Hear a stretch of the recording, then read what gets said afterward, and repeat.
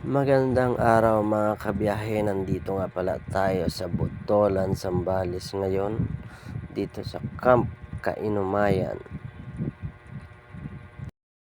Ang Camp Kainumayan nga pala mga kabiyahe ay located dito sa San Juan, Botolan, Zambales.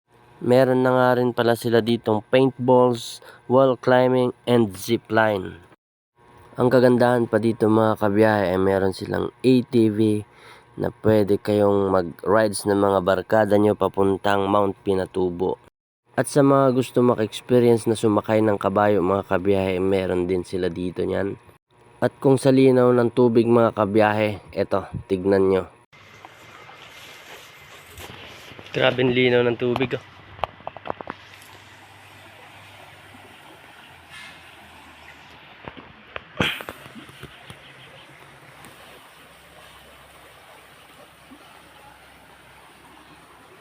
Napakalinis, napakalinaw at napakalamig mga kabiyahe ng tubig dito. Ngayon nga pala mga kabiyahe ay may mga nagtatrabaho dito, kaya siguro wala masyadong guest ngayon.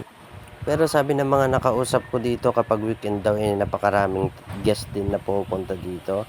Nagkataon lang na Martes kasi tayo pumunta kaya wala daw masyado. At kung gusto mo nga pala mga kabiyahe mag-ihaw ng pangpulutan mga kabiyahe, pwede kang mamingwit dito. Magyaw ka.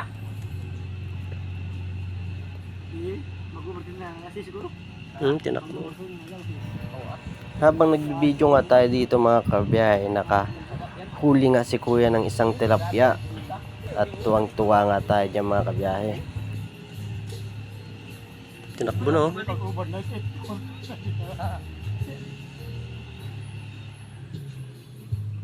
Huli. Huli, ang laki oh. Ang laki.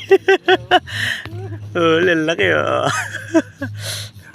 At kung nakaabot ka sa bahaging ito ng video natin mga kabiyahe, pwede bang pa-heart, share, and follow naman mga kabiyahe.